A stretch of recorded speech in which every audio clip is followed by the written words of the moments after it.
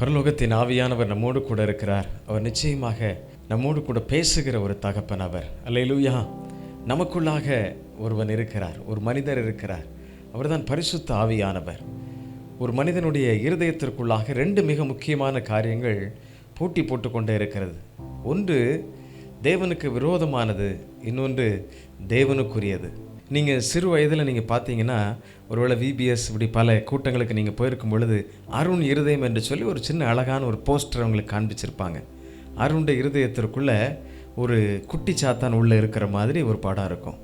இயேசு கிறிஸ்து உள்ளே வந்தார்னா பாருங்கள், அந்த குட்டி சாத்தான் வெளியில் இருப்பான். அங்கே கிறிஸ்துவனுடைய இருதயம், அதாவது சிலுவை இருப்பதை நான் பார்த்துருக்க முடியும். எப்போல்லாம் அருண் எதையெல்லாம் சிந்திக்கிறானோ, நல்லதை சிந்திக்கும் பொழுது, நல்லதை பேசும் பொழுது, கர்த்தருடைய வார்த்தை கர்த்தருடைய பிள்ளைகளோடு பேசும் பொழுது, பழகும் பொழுது, பாடும் பொழுதெல்லாம் பார்த்தீங்கன்னா அவனுடைய இருதயத்திற்குள்ளே அழகான ஒரு சிலுவை இருக்கும். அந்த இருதயம் ரொம்ப அழகாக ஜொலிக்கிற மாதிரி இருக்கும்.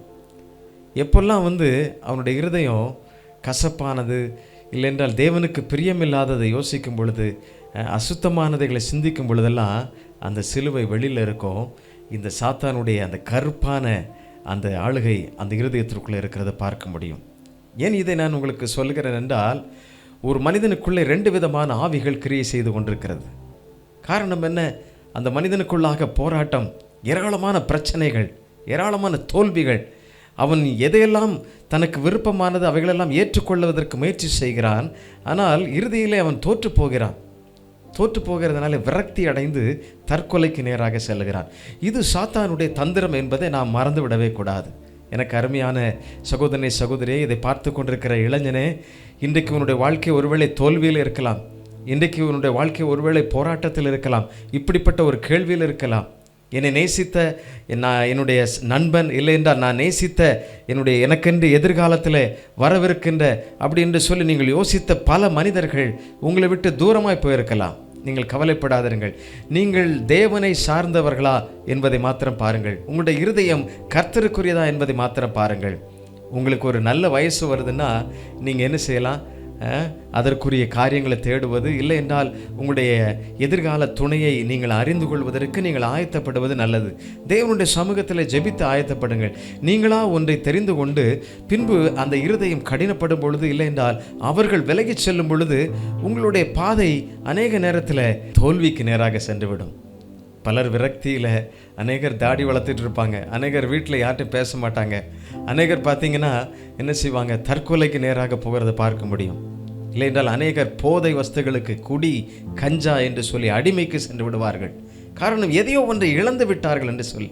இழந்து விட்டது என்பது நீங்கள் தேடிய நட்பல்ல, இல்லைன்றால் உங்களுடைய எதிர்கால துணை அல்ல, இல்லைன்றால் உங்களை நேசித்த தகப்பனோ தாயோ உங்களை கைவிட்டதனால் அல்ல. பிரியமானவர்களே, இந்த உலகத்திலே பல பிரச்சனைகள் இருக்கத்தான் செய்யும். ஆனால் நீங்கள் கர்த்தரை சார்ந்திருக்கும் பொழுது, கர்த்தருடைய வேத வசனத்தை நீங்கள் சார்ந்திருக்கும் பொழுது உங்களை ஒன்றும் அசைக்க முடியாது. அதுதான் மிக முக்கியமான செய்தி. சில வசனங்களை உங்களுக்காக நான் வாசிக்க வேண்டும் என்று சொல்லி விரும்புகிறேன். நீங்கள் கவனமாக கவனியுங்கள். யோவான் எழுதின சுவிசேஷம் 10ஆம் அதிகாரம் 10ஆம் வசனம் இப்படி சொல்லுகிறது: திருடன் திருடவும் கொல்லவும் அழிக்கும் வருகிறானே என்று வேறொன்றுக்கும் வரான். நானோ அவைகளுக்கு ஜீவன் உண்டாயிருக்கவும் அது பரிபூர்ணப்படவும் வந்தேன் என்று சொல்லுகிறார். இது ஆண்டவராக இயேசு கிறிஸ்துவை இந்த உலகத்தில் அவர் வாழும் பொழுது சொன்ன வார்த்தை. திருடன் எதற்காக வருகிறான் என்றால், அவன் கொல்லவும் அழிக்கவும் வருகிறான். உங்களோட கூட நல்லா பழகிற மாதிரி இருக்கும். உங்கள் பாக்கெட்டில் இருக்கிற பணம் தீர்ந்து போச்சுன்னா அவன் ஓடி போயிடுவான். யாரு?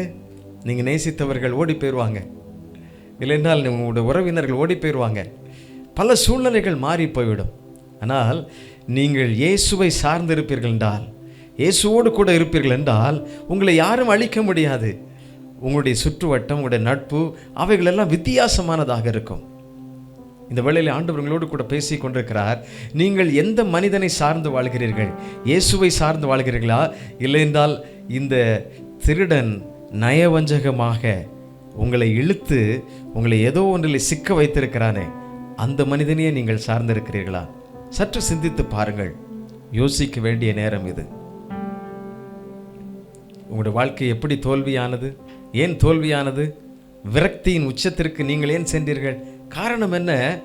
திருடன் உங்களை அழிப்பதற்கு முயற்சி செய்கிறான். சாத்தான் தந்திரமாக உங்களுக்குள்ளாக நயவஞ்சகமாக உங்களை புகுந்து உங்களுடைய எதிர்கால வாழ்க்கையின் நன்மையை அழித்து விடுவதற்கு முயற்சி செய்கிறான். எதிர்காலத்தின் நன்மை என்ன?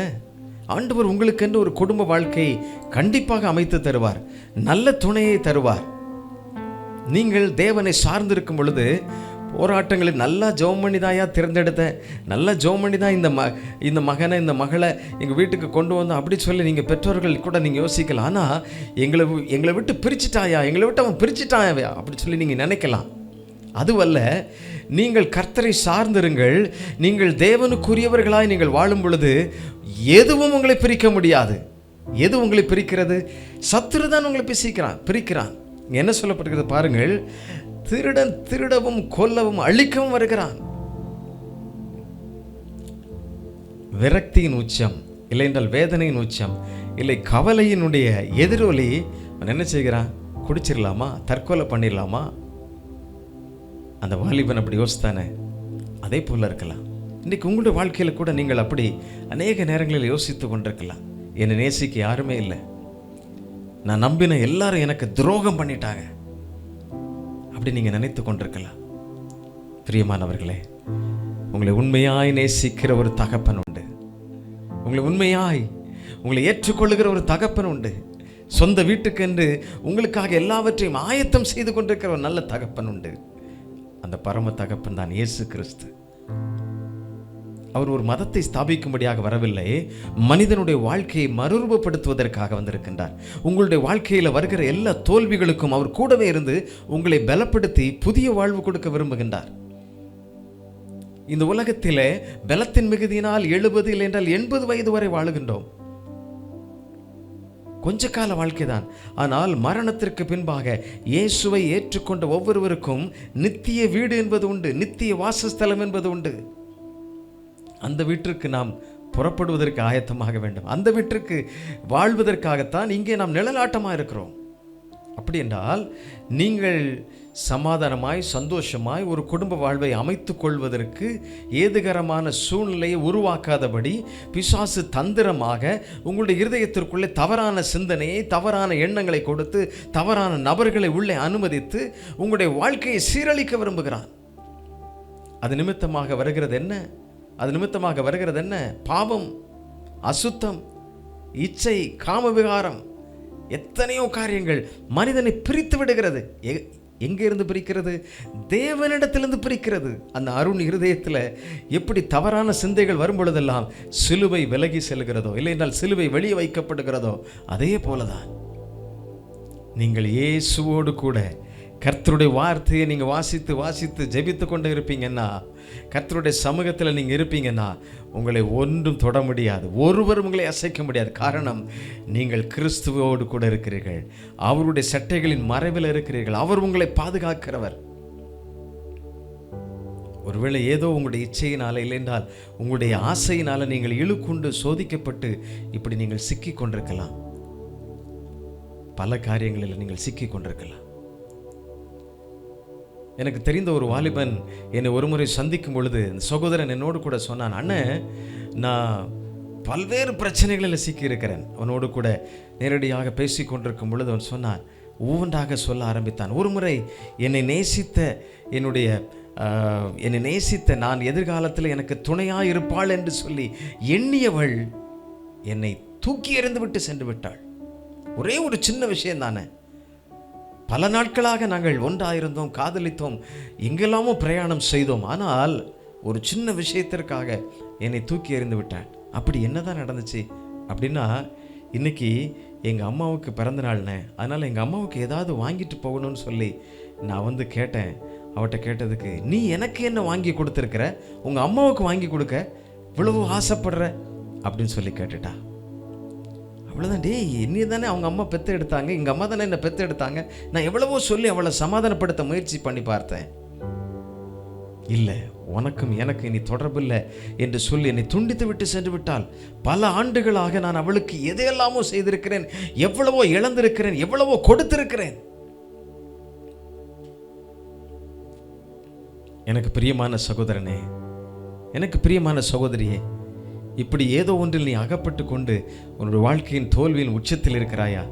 பயப்படாது. நீ இயேசுவண்டை வா, நீ இயேசுவண்டை வா. உனக்கு உதவி செய்கிற பரிசுத்தர் அவர் உன்னோடு கூட இருக்கிறார். ஒவ்வொரு நிமிடம் நீ எவ்வளவு பெரிய பாவத்தில் இருந்தாலும் சரி, உனக்கு உதவி செய்ய அவர் வல்லமை உள்ளவர். வேதத்தில் இன்னும் ஒரு வசனத்தை உங்களுக்காக வாசிக்க விரும்புகிறேன். மார்க் எழுதின சுவிசேஷம் 7ஆம் அதிகாரம் 21, 22, 23.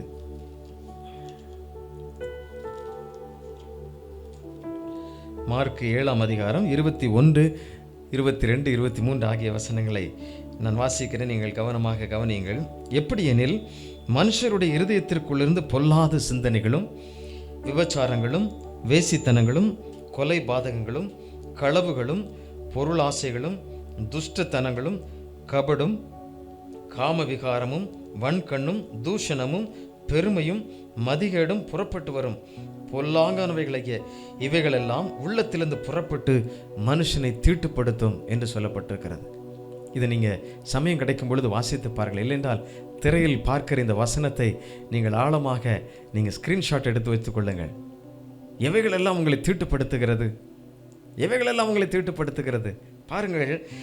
ஆண்டவரே சொல்லி இருக்கிற வாசகம் இது.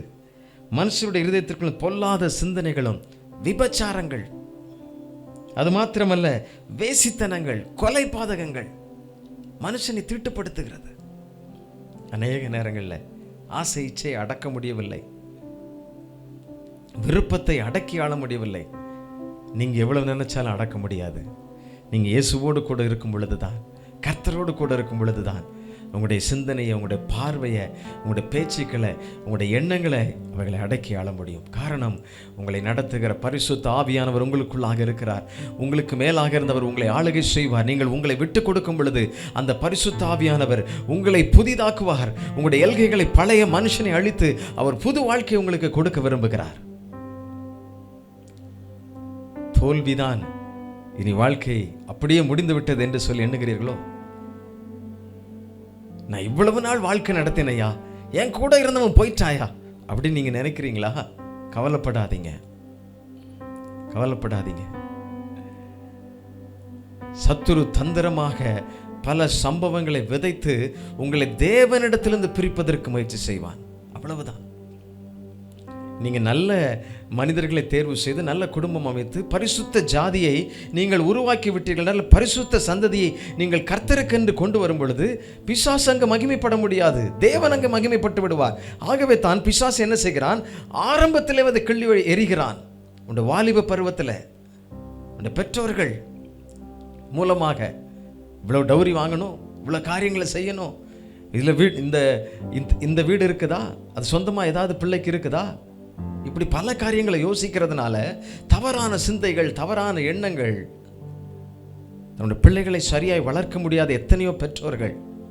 ஆனால் தன்னுடைய பிள்ளைக்கு மட்டும் நல்ல வரன் வேணும், நல்ல பிள்ளை வேண்டும் என்று சொல்லி எத்தனையோ பேர் எண்ணுகிறீர்களே. பிள்ளைகள் எத்தனை நாள் வசனம் சொன்னாங்க நீங்கள் கேட்டிருக்கீங்களா? கர்த்தருக்கென்று எத்தனை நாள் கீழ்ப்படிந்திருக்கிறார்கள் என்று சொல்லி கேட்டீங்களா? வாலிப வயதில் எங்கே போன நீ? திருவிருந்துக்கு போகாம, திருவிருந்து ஆலயத்தில் தேவனுடைய சமூகத்திற்கு வராமல் எங்கே சென்றா என்று கேட்டீர்களா? காலங்கள் மாறிக்கொண்டிருக்கிறது. நாம் கவனமாக வாழ்கின்ற ஒரு உலகத்தில் இருக்க வேண்டும். இந்த உலகம் நம்மை அப்படியே இழுத்து கொள்வதற்கு பிசாசு தந்திரமாக, நயவஞ்சகமாக வலை விரித்து கொண்டிருக்கிறான். நீங்களும் நானும் கர்த்தருடைய பிள்ளைகள், கர்த்தருக்கென்று நிற்க வேண்டும். இந்த உலகம் மாய்மாலமானது.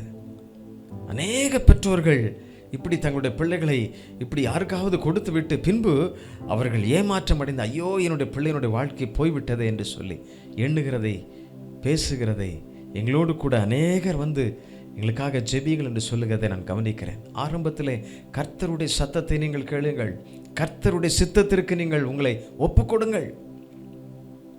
பிரியமானவர்களே, ஆண்டவர் இந்த வேளையில் உங்களோடு பேசிக் கொண்டிருக்கிறார். அப்படி என்றால் உங்களுக்குள்ளாக ஒருவர் இருக்கிறார். அவர் யார்?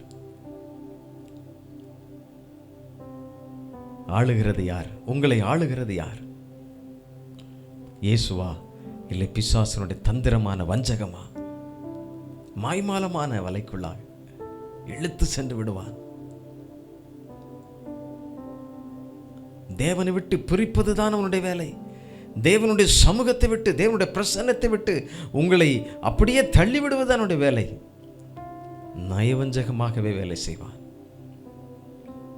வசனம் சொல்லுகிறது பாருங்க, என்ன சொல்லி பாருங்க, கபடும் காம விகாரமும் வன்கண்ணும் தூஷணமும் பெருமை மதிகேடு இவைகளெல்லாம் புறப்பட்டு வரும். பொல்லாங்கானவைகளாகி இவைகளெல்லாம் உள்ளத்திலிருந்து புறப்பட்டு மனுஷனை தீட்டுப்படுத்தும். உங்களை தீட்டுப்படுத்துகிற காரியத்திற்கு இடம் கொடுக்குறீங்களா? இடம் கொடுக்காதீங்க. நான் பல முறை முயற்சி செய்து பார்க்கிறேன், இதுலேருந்து வெளிவர முடியலை அப்படின்னு சொல்லி நீங்கள் எண்ணுகிறீங்களா? ஆண்டவர் இடத்துல கேளுங்க, இயேசுவின் இடத்துல கேளுங்க. எங்கேயும் போக வேண்டியதில்லை. தனியாக ஒரு இடத்தை தேர்வு செய்து அமைதியாக உட்காந்து கர்த்தருடைய வசனத்தை நீங்கள் படிங்க, வார்த்தைகளை படிங்க. புதிய ஏற்பாட்டின் சில பகுதிகளை நீங்கள் படித்து பாருங்கள். உங்களுக்கு உதவி செய்கிற கர்த்தர் அவர் உங்களோடு கூட இருக்கிறார், உங்களோடு கூட இருக்கிறார், உங்களை பலப்படுத்துவார்.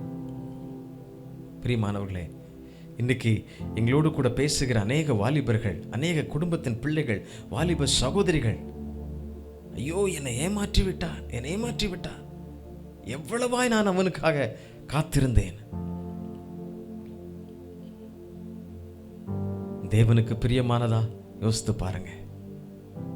இன்னைக்கு பார்ப்பதற்கு சரியாக இருக்கும், எல்லா விதத்திலும் அது சரியாக பொருந்துவது போல இருக்கும், எல்லா சூழ்நிலைகளும் அது சரிதானே என்று சொல்லி எண்ண தோன்றும். பழக பழக பழக பழக அவைகள் கசப்புகளாக மாறும். தேவ சமூகத்தை விட்டு உங்களை பிரித்து விடும். காரணம், உங்கள் இருதயத்தை அது கடினப்படுத்தும். மனுஷனுக்கு உள்ளாக போகிறது அத்தனையும் தீட்டுப்படுத்தி விடுகிறது என்று சொல்லி பார்க்கிறோம். கலாத்தியர் எழுதின புஸ்தகத்தில் இப்படி இவ்வாறாக எழுதப்பட்டிருக்கிறது. கலாத்தியர் 5ஆம் அதிகாரம் 17, 19 ஆகிய வசனங்களை வாசிக்கிறேன். மாம்சம் ஆவிக்கு விரோதமாகவும் ஆவி மாம்சத்துக்கு விரோதமாகவும் இச்சிக்கிறது. நீங்கள் செய்ய வேண்டுமென்று இருக்கிறவைகளை செய்யாதபடிக்கு இவைகள் ஒன்றுக்கொன்று விரோதமாயிருக்கிறது. மாம்சத்தின் கிரியைகள் வெளியரங்கமாயிருக்கின்றன. அவை ஆவன: விபச்சாரம், வேசித்தனம், அசுத்தம், காம விகாரம், விக்கிரக ஆராதனை, பில்லி சூனியம், பகைகள், விரோதங்கள், வைராக்கியங்கள், கோபங்கள், சண்டைகள், பிரிவினைகள், மார்க்க பேதங்கள், பொறாமைகள், கொலைகள், வெறிகள், களியாட்டுகள் முதலானவைகளை இப்படிப்பட்டவைகளை செய்கிறவர்கள் தேவனுடைய ராஜ்யத்தை சுதந்திரிப்பதில்லை என்று முன்னே நான் சொன்னது போல இப்பொழுதும் உங்களுக்கு சொல்லுகிறேன். இச்சையோடு ஒரு ஸ்திரியை பார்த்தாலே விபச்சாரம் செய்தாயிற்று என்று சொல்லப்பட்டிருக்கிறது. ஒரு முறை பார்ப்பது பாவம் அல்ல, ஆனால் மறுமுறை திரும்பி பார்த்து அதை பிரிண்ட் எடுக்கிறோமே, அதை இமேஜினேஷன் பண்ணுறோமே, அது பாவம். தேவனுக்கு விரோதமான பகையாக அது மாறிவிடுகிறது. அதை டெலீட் பண்ணுங்க. தேவனுக்கு பிரியமில்லாத காரியங்களை டெலீட் பண்ணுங்க. வேசித்தனம், அசுத்தம், அசுத்தமான மனிதர்களோடு பழகிறது. நீங்க பாருங்க, கர்த்தருக்கு பிரியமில்லாத இடமெல்லாம் அசுத்தமா இருக்கும், அழுக்கா இருக்கும். அந்த மனிதர்கள்லாம் பாருங்க, நல்லவர்களாக இருக்க முடியாது. அவங்களுடைய இருதயம் எல்லாம் அசுத்தமாக இருக்கும். வெளி தோற்றத்துக்கு பார்த்தா ரொம்ப அழகாக இருப்பாங்க, ஆனால் உள்ளுக்குள்ள அவங்களுடைய இருதயம் எல்லாம் மிகவும் அசுத்தமாக இருக்கும். அவருடைய பேச்சுகள் தேவனுக்கு பிரியமில்லாமல் இருக்கும். காரணம் என்ன தெரியுமா? இவைகள் எல்லாம் நீங்கள் தேவனுடைய ராஜ்யத்தை சுதந்திரிக்க கூடாது என்று தேவனை விட்டு உங்களை பிரிக்கிற காரியங்கள். உங்களுக்குள்ளாக இருக்கிற மனுஷன் யார்? உங்களுக்குள்ளாக இருக்கிற அந்த ஒருவன் யார்? பரிசுத்த ஆவியானவரா? உங்களை படைத்த தேவனா? இல்லை என்றால் இந்த உலகத்தில் உள்ள ஏதோ ஒரு அசுத்தமான காரியமா? இன்னைக்கு சிந்தித்து பாருங்கள், சிந்தித்து பாருங்கள். வேதனையின் விளிம்பில் பல சகோதரிகள், அண்ணே நான் விரும்பவே இல்லைண்ணே, என்னை வந்து கட்டி வச்சுட்டாங்க, நானும் சரி அப்பா அம்மா சொல்கிறாங்கன்னு சொல்லி சந்தோஷமாக எடுத்துக்கொண்டேன், ஆனால் இப்பொழுது நாங்கள் மிகுந்த வேதனையோடு குடும்பத்தை நடத்துக்கிறோம். 2 பேரையும் கூப்பிட்டு பேசினா 2 பேரும் வித்தியாசமாக பேசுவாங்க. ஒருவருக்கு ஒருவர் ஒரே வீட்டில் இருக்கிறாங்க, ஆனால் தொடர்பு இல்லை. ஏன் வாழ்கிறோம் என்கிற ஒரு பெரிய கேள்வி. நாங்கள் என்ன செய்யணும்னு எங்களை எப்படியாகிலும் பிரித்து விட்டுருங்க. இப்படி சொல்லுகிற ஏராளமான இளம் தம்பதியர் இருக்கிறார்கள். காரணம் என்ன தெரியுமா? நம்முடைய வாழ்க்கை எதற்காக வாழ்கிறோம் என்பதை குறித்து அவர்கள் தெளிவில்லாதவர்களாய், ஏன் கர்த்தர் நம்மை படைத்திருக்கிறார், எதற்காக என்னை அவர் உருவாக்கி இருக்கிறார் என்பதை குறித்த ஒரு தெளிவில்லாதவர்களாய் வாழ்கிறவர்கள். பிரியமானவர்களே, நீங்கள் தேவனுடைய ராஜ்யத்துக்குரியவர்கள், நீங்கள் தேவனுடைய பிள்ளைகள், தேவனைப் போல தேவனுடைய சாயலாக வாழ இந்த உலகத்தில் அழைக்கப்பட்டவர்கள். ஆகவே தான் அவர் அப்படி உங்களை படைத்திருக்கிறார். ஆனால் சத்துரு என்ன செய்கிறான்? உங்களை நயவஞ்சகமாக அவரிடத்திலிருந்து பிரித்து விடுவதற்கு முயற்சி செய்கிறான். நீங்கள் அவரை போல மாறிவிடக்கூடாது, இந்த உலகத்தில் நல்லதை செய்துவிடக்கூடாது. ஆகவே துஷ்டத்தை எல்லாத்தையும் விதைத்து விதைத்து விதைத்து அசுத்தமான வார்த்தைகள், பிரியமில்லாத பேச்சுக்கள், பாவம் பாவம் வாசற்படியில் படுத்திருக்கும். தேவனுக்கு விரோதமாக செய்கின்ற காரியங்கள் அவைகளெல்லாம் நம்மை தீட்டுப்படுத்தி கொண்டே இருக்கும். தேவ ராஜ்யத்தை அது சுதந்திரிக்க முடியாது. நீங்கள் நீடூழி காலமாய் அவருடைய வீட்டில் மகிழ்ச்சியோடு வாழக்கூடாது அப்படிங்கிறத அவன் என்ன செய்கிறான்? எப்படியாக உங்களை தடுத்துறணும்னு யோசிக்கிறான். பிரியமானவர்களே, இந்த வேளையில் நீங்கள் சிந்தித்து உங்களை ஒப்பு கொடுங்கள். உங்களுடைய பழைய மனிதனை அடக்கம் பண்ணுங்க. தேவனுக்கு பிரியமில்லாத பழைய மனிதனை அடக்கம் செய்யுங்க. ஆண்டவரில் கேளுங்க, ஆண்டவரே என்னை புதிதாக்கும், என்னை புதிதாக்குன்னு கேளுங்க. உங்களுக்குள்ளாக இருக்கிற அந்த பரிசுத்த ஆவி, உங்களை படைத்தவர், உங்களை உருவாக்கணும். நீங்கள் எந்த சூழ்நிலை இருக்கலாம், எவ்வளவு பெரிய பாவங்களை நீங்கள் செய்திருக்கலாம், உங்களை படைத்தவர் ஏற்றுக்கொள்வார். எரேமியா தீர்க்கதரிசன புத்தகத்தில் 17ஆம் அதிகாரம் 9ஆம் வசனம் இப்படி சொல்லப்பட்டிருக்கிறது: எல்லாவற்றை பார்க்கிலும் இருதயமே திருக்குள்ளதும் மகா கேடுள்ளதுமாக இருக்கிறது. இந்த இருதயத்தை நீங்கள் ஆண்டவரிடத்தில் கொடுங்க. உங்களுக்குன்னு கொஞ்சம் வச்சிக்காதீங்க, எல்லாவற்றையும் ஆண்டவரிடத்தில் கொடுங்க. எதை செய்தாலும் இன்னைக்கு காலையில் எழும்பும் பொழுதே ஆண்டவரிடத்தில் கேளுங்க, ஆண்டவரே இன்றைய நாளை நான் எப்படி செலவு செய்யணும், இந்த நாள் முழுவதும் நான் என்னெல்லாம் காரியங்கள் செய்யணும், அதெல்லாம் ஆண்டவரிடத்தில் சொல்லுங்க. அதற்குரிய ஞானத்தை ஆண்டவரிடத்தில் கேளுங்க. ஆண்டவர் உங்களை வழி நடத்துவார்.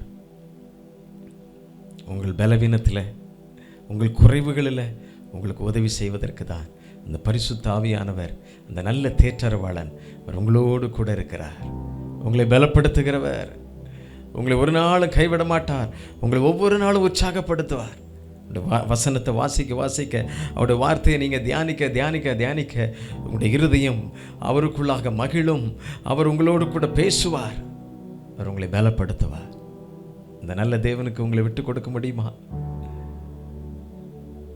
அந்த நல்ல தேவனுக்கு உங்களை அர்ப்பணிக்க முடியுமா?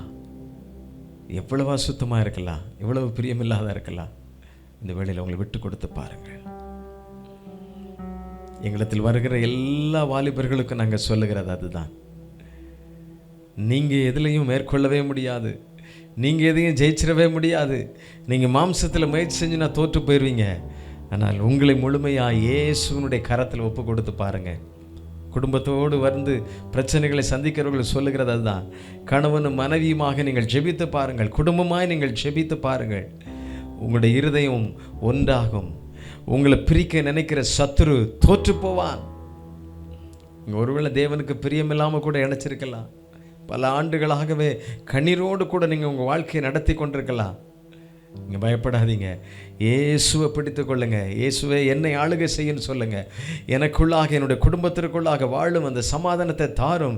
என்னுடைய குடும்பத்தில் சமாதானத்தை ஆமென் கொடுக்க முடியாதபடி தடை செய்கிற எல்லா பாவங்களும் அசுத்தங்களும் எங்கள் குடும்பத்தை விட்டு விலகட்டும்னு சொல்லி நீங்கள் கர்த்தரிடத்தில் கேளுங்க.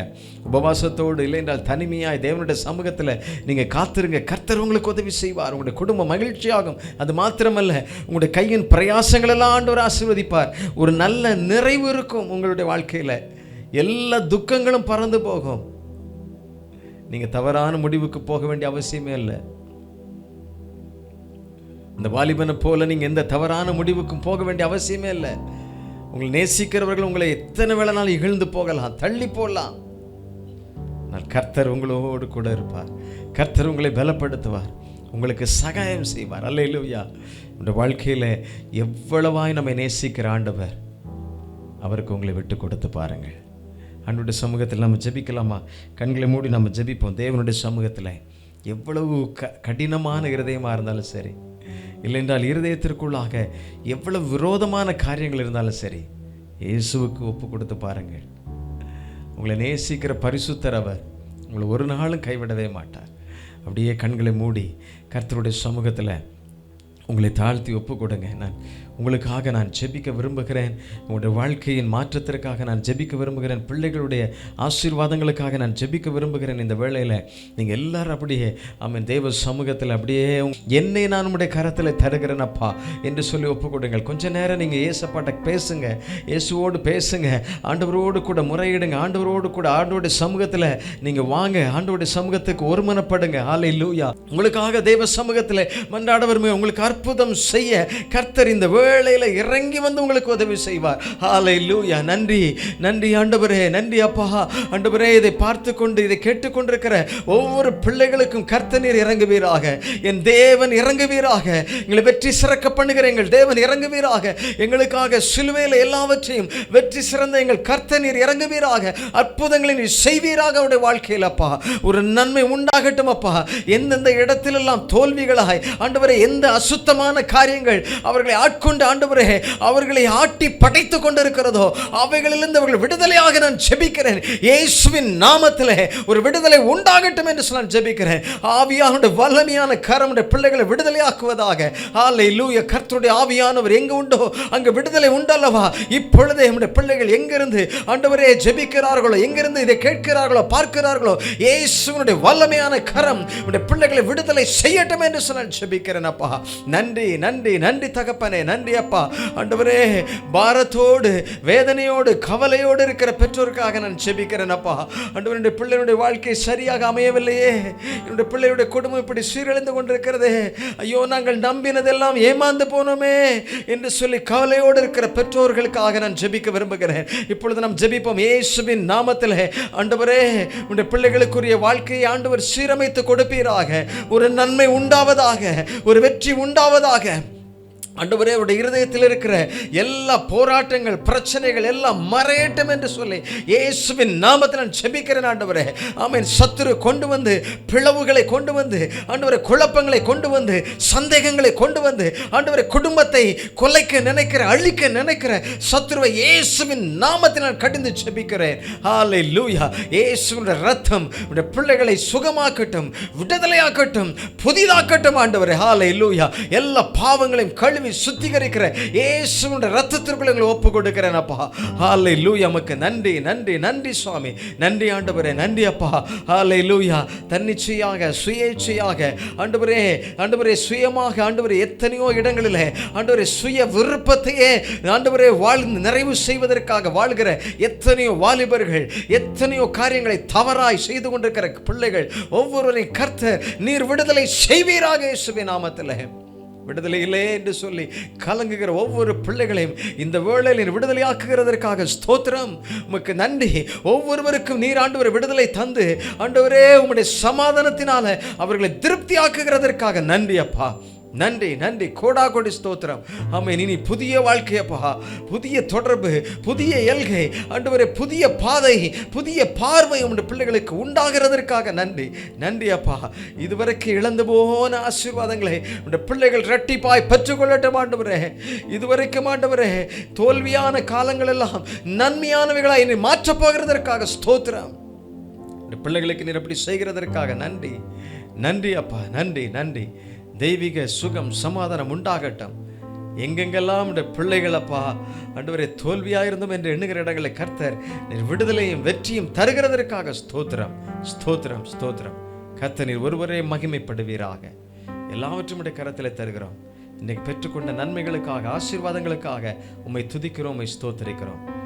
உமக்கு எல்லா சகல கன மகிமை புகழ்ச்சி உண்டாகட்டும். இயேசுவின் நாமத்திலே ஜெபிக்கிறோம் நல்ல பிதாவே. ஆமென் ஆமென். கர்த்தர் உங்களோடு கூட இருக்கிறார். பிரியமானவர்களே, நீங்கள் எவ்வளவு தோல்வியானாலும் இனி அது தோல்வி அல்ல, அவங்களை வெற்றியாக்கி தருவார். அல்லேலூயா. உங்களுக்குள்ளாக இருக்கிற அந்த ஆவியானவர் இனி உங்களை சரியான பாதையில் செம்மையான பாதையில் வழி நடத்துவார். சரிதானா? நான் தோற்று போனேன்னு சொல்லி தோல்வியை நினச்சிக்கிட்டே இருக்காதீங்க. நீங்கள் வேத வசனங்களை வாசித்து பாருங்கள், உங்களை சரியான பாதையில் உங்களை வழி நடத்துவார். இன்னும் உங்களுக்கு உதவி தேவைப்படும் என்றால், உங்களுக்கு ஆலோசனை தேவைப்படும் என்றால், இந்த திரையில் காண்கிற எண்ணுக்கு நீங்கள் எப்போனாலும் தொடர்பு கொள்ளலாம். நாங்கள் உங்களுக்கு உதவி செய்யும்படியாக காத்திருக்கிறோம், ஆசையாக இருக்கிறோம். ஆண்டவர் உங்களை பலப்படுத்துவார். சரிதானே? கர்த்தருடைய ஆசீர்வாதம் உங்களோடு கூட தங்கியிருப்பதாக. தேவ கிருபை, சமாதானம் உங்களை நிறைவாய் காத்துக் கொள்வதாக. God bless you.